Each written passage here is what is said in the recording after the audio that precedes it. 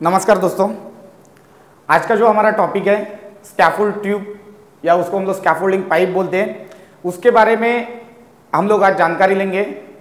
तो आज हम लोग देखते हैं कि स्कैफोल्ड ट्यूब और जो पाइप है उसमें हम लोग क्या क्या देखेंगे, उसके बारे में यहाँ पे पॉइंट लिखा है। पहले तो हम लोग उसका यूज़ देखेंगे, उसके बाद उसमें कौन सा मेटल यूज़ किया जाता है, उसका डाया कौन सा रहता है, स्टैंडर्ड कौन सा है, उसमें ट्यूब पाइप का जो कोड रहता है, थिकनेस कितना है वो रहेगा, लेंथ और इसका कलर कोड। तो ये है आज के टॉपिक में हम लोग कवर करने वाले हैं। तो सबसे पहले हम लोग देखते हैं कि स्कैफोल्ड ट्यूब क्या होता है। तो आपके सामने मैं एग्जांपल के लिए दिखा रहा हूँ, एक छोटा सा एक स्कैफोल्ड ट्यूब है या स्कैफोल्डिंग पाइप भी बोलते हैं इसको। तो ये जो ट्यूब है ये जो है स्कैफोल्डिंग में वर्टिकली और हॉरिजेंटली इसका यूज किया जाता है, या क्रॉस ब्रेसिंग के लिए भी इसका यूज किया जाता है। क्योंकि स्कैफोल्डिंग में अगर स्कैफोल्डिंग ट्यूब नहीं है या स्कैफोल्डिंग पाइप नहीं है तो स्कैफोल्ड को हम इरेक्ट नहीं कर सकते हैं। तो स्कैफोल्डिंग इसके बिना नहीं हो पाएगा। ये सबसे पहले जो इंपॉर्टेंट पॉइंट है, या इसका यूज यही है, इसको वर्टिकली हॉरिजेंटली और जहाँ जहाँ स्कैफोल्डिंग का जहाँ स्ट्रक्चर बनाने वाले वहाँ हर एक जगह में इसका यूज होगा। तो ये है स्कैफोल्डिंग पाइप। उसमें जो हमारा जो यूज था वो देखा कि कनेक्ट करने के लिए स्कैफोल्डिंग पाइप यूज होता है।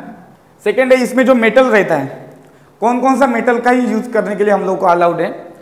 एक है GI और दूसरा MS है। तो एक जो GI है ये गैल्वेनाइज है, वही हम लोग को मेटल यूज करने के लिए अलाउ है स्कैफोल्डिंग में। और MS का ओनली जो इंडियन स्टैंडर्ड है उसमें ही इसका स्पेसिफिकेशन दिया हुआ है, बाकी कहीं पर भी नहीं है। लेकिन अगर हम लोग अलग अलग अगर दूसरा स्पेसिफिकेशन देखेंगे या जो भी इंटरनेशनल मार्केट है उसमें GI का ही स्कैफोल्डिंग जो ट्यूब है उसको यूज किया जाता है।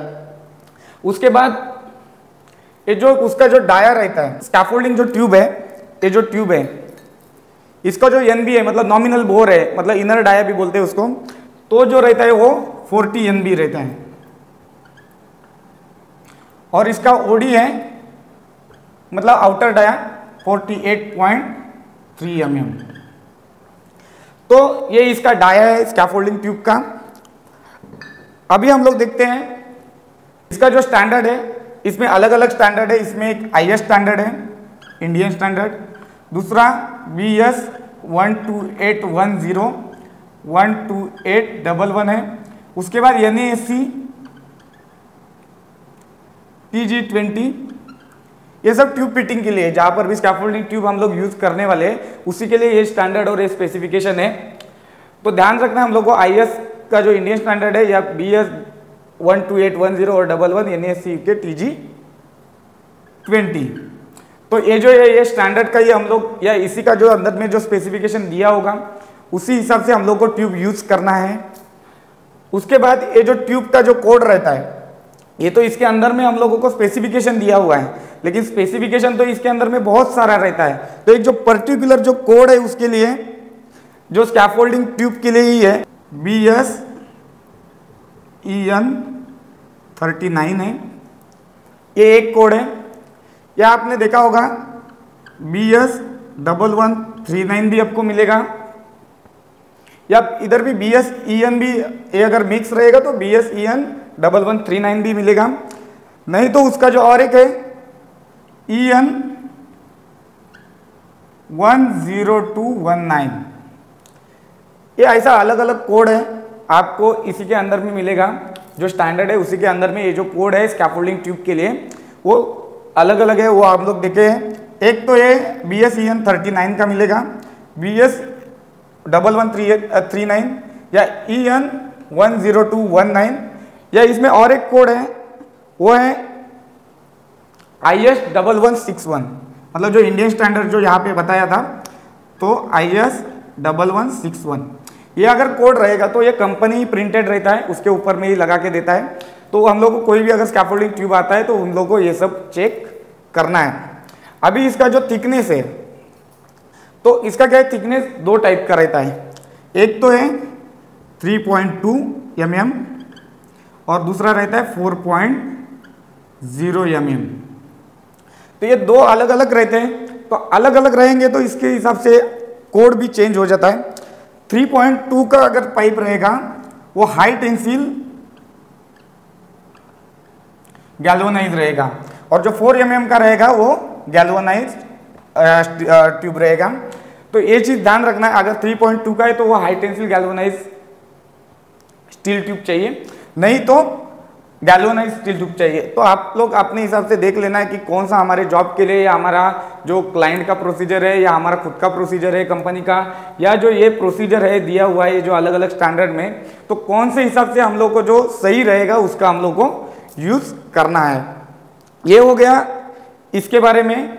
इसका जो वॉल थिकनेस है 4 mm या 3.2, तो ज़्यादातर ये जो है हम लोग 4 mm का ही यूज करते हैं। अगर 4 mm कभी रहेगा, अगर EBS EN 39 रहेगा तो आपको वो जो वॉल थिकनेस दिखेगा वो मोस्टली 4 mm का दिखेगा। अगर आपको EN 10219 तो वो जो है 3.2 mm का थिकनेस का ही पाइप मिलेगा। आपको एग्जांपल के लिए दिखाता हूं, मेरे पास दोनों ट्यूब अवेलेबल है। अभी अगर ये ट्यूब देखेंगे आप, इसके ऊपर में लिखा है EN 10219, EN 10219 3.2 mm। तो अभी यहाँ पर देखिए, आपको वहाँ से दिखेगा नहीं, लेकिन फिर भी मैं आपको दिखा देता हूँ। EN 10219 लिखा हुआ है 3.2 mm। ये पाइप के ऊपर में ही इसको पंच किया गया रहता है। तो ये है हमारा 3.2 mm थिकनेस का high tensile galvanise steel tube, तो यही है। तो और दूसरा जो है आपको दिखा देता हूं, ये जो है इसके ऊपर में भी कोड है, ये जो है BS EN 39, ये जो है ये 4 mm थिकनेस का इसमें ट्यूब है। तो ये जो मैं बता रहा हूं वो NASC UK TG20 के हिसाब से मैं बता रहा हूँ, लेटेस्ट अपडेटेड स्टैंडर्ड है। तो ये अलग अलग इसका डिफरेंस है, तो ध्यान रखना है हम लोगों को। अभी उसके बाद जो है हमारा जो पॉइंट है, इसका लेंथ, इसका जो लेंथ है 0.5 मीटर से 6 मीटर तक आता है ये ट्यूब। हम लोग का जॉब के रिक्वायरमेंट के हिसाब से हम लोग को इसको यूज करना है। 500 mm से लेके 6 मीटर तक इसका ट्यूब आता है, इससे ज़्यादा ट्यूब अलाउड नहीं रहता है। उसके अगर ज़्यादा हम लोग को अगर कोई स्कैफोल्ड इरेक्शन करना है या बांधना है तो हम लोग को उसको एक्सटेंड करना पड़ता है। और इसके ऊपर में ये जो कलर कोड है, अभी क्या होता है स्कैफोल्डिंग में कहीं पर भी पेंट नहीं होना चाहिए। कोई भी जो स्कैफोल्डिंग जो ट्यूब है वहाँ उसके ऊपर में कोई भी पेंट नहीं होना चाहिए, क्योंकि पेंट ये स्लिपरी रहता है। अगर इसके ऊपर हम लोग अगर क्लैम्प लगाते हैं तो स्लिप करने का ज़्यादा चांसेस रहते हैं। तो इसके लिए हम लोग इसको कोटिंग करते हैं। तो जो कोटिंग करते हैं, एक तो वो जिंक कोटिंग रहेगा और दूसरा गैल्वेनाइज कोटिंग। ये दो टाइप का कोटिंग करते हैं। और इसको जो कलर कोड है, या इसको हम लोगों को अगर स्कैफोल्डिंग मटेरियल जो हमारा कंपनी का है उसको हम लोग को मार्किंग देना तो रहेगा, नहीं तो कहीं भी अलग अलग जगह का अलग अलग कंपनी अगर वहाँ पे काम कर रहा है तो हम लोग को क्या है वो मटेरियल मिक्स होने का या चेंज होने का ज़्यादा चांसेस रहता है। तो इसका जो कलर कोड है, जो भी ट्यूब रहता है, कोई भी ट्यूब हो, 1 मीटर हो, 3 मीटर हो, 5 मीटर हो, 6 मीटर हो, कोई भी ट्यूब जो हम लोग स्कैफोल्डिंग में या पाइप यूज करने वाले हैं, दोनों साइड से 300 mm हम लोग को गैप छोड़ना है। और एक 4 इंच का मतलब 100 mm का राउंड में उसको कोई भी हमारा जो कलर कोड जो अप्रूव रहेगा वो क्लाइंट का या हम लोग का खुद के कंपनी का, तो उसको हम लोग को लगाना है। तो जैसे कि ये हमारा ट्यूब हो गया, तो यहां से हम लोग को कितना छोड़ना है 300 mm, और यहां से भी हम लोग को 300 mm दोनों साइड से एंड से छोड़ना है। और यहाँ पे हम लोग अपना कलर कोड कर सकते हैं। तो उसको खाली ओनली 4 इंच से ज़्यादा इसको हम लोग को कलर कोड में भी अलाउड नहीं है, क्योंकि पूरा अगर स्कैफोल्डिंग में अगर पेंट रहेगा तो क्लैम्प ये सब स्लिप होने का ज़्यादा चांसेस रहता है। तो ये जो आज का टॉपिक था, तो आज का टॉपिक के बारे में हम लोग फिर से एक बार रिवीजन करते हैं। टॉपिक है स्कैफोल्डिंग ट्यूब एंड पाइप। इसका यूज है, ये जो स्कैफोल्डिंग ट्यूब है वो कनेक्ट करने के लिए होता है। दूसरा इसका मेटल है GI और दूसरा MS है। इसका जो डाया है 40 NB जो इनर डाया है, और ODA 48.3 mm का रहता है। Standard IS BS 12810 12811 NASC UK TG20, ये इसका स्टैंडर्ड है अलग अलग स्पेसिफिकेशन के हिसाब से। इसका जो ट्यूब और पाइप का जो कोड है BS EN 39 है, एक तो ये प्रिंट होगा, नहीं तो BS1139 होगा, नहीं तो EN10219 होगा, नहीं तो अगर इंडिया में बहुत सारे जगह पे आप देखेंगे तो IS1161 रहेगा।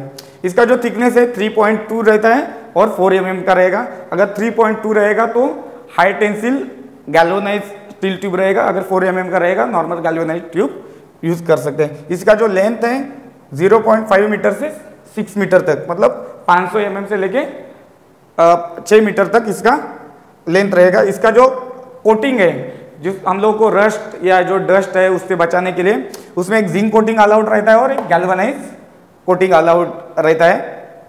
उसके बाद जो कलर कोड है, हम लोग को दोनों साइड से 300 डिस्टेंस, मतलब यहाँ से ट्यूब के इधर में डिस्टेंस छोड़ना है और उधर एक कोई भी एक कलर कोड हम लोग इसमें कर सकते हैं। उतना ही पेंट अलाउड है, उससे ज़्यादा पेंट अलाउड नहीं है।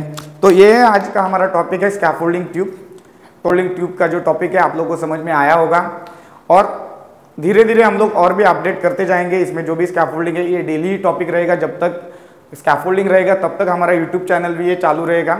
तो मेरे चैनल को लाइक, शेयर और सब्सक्राइब जरूर करना और फिर मिलेंगे नेक्स्ट वीडियो में किसी नया टॉपिक के साथ। धन्यवाद।